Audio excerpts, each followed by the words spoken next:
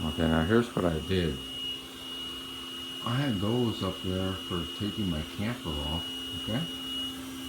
Right there. Alright, so what I did is I used them to lift up the bed. I just lifted it up on each corner. Alright? And there it is. See? And what I did is I just came over here,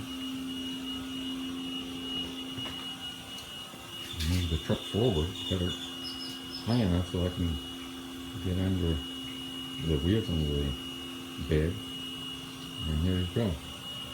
Now, I'm going to switch out the pump. So this is an F350. I'm going to take off the bed.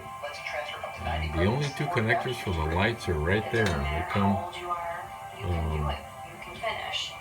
They come down here on the harness, and there's two connectors. So you're going to have to disconnect this one right there. Here's all the wires for the lights.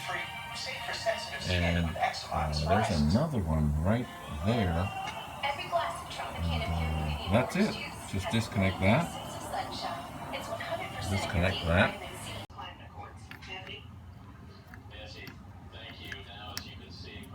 So you unplug this. So it's right there. And this from there.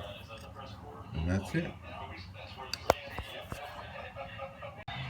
There are 3 screws over there by the cap, and that thing is holding it to the bed, so you're gonna have to take that off. And just like that, that is done. Well, what you gotta do is you gotta unplug it. It's only got one plug. You gotta be careful because some of these have 2 connectors. This one just happens to have 1, so you gotta be careful and get the right one. This here, just pull back, pull down, and then that way down, and then get your fuel pump or your fuel line removal tool. Push it in there, push it in there. Now this thing here has a little filter, and there's a little slot like this, and you got to run the pump under it. Okay, the other one for the gauge is on this side. There's an opening so it goes straight down, but this one over here has a little lip like this. You got to run it down, under, and push. To remove it, it's got 2 tabs that you squeeze, but actually what you got to do is you got to take your fingers on each side and pull, and then lift it, and then obviously do the reverse to put it back in. Unfortunately, I had a camera, and would you believe I didn't turn it on? You would have seen all this, but anyway, hopefully this helps you enough to get it done.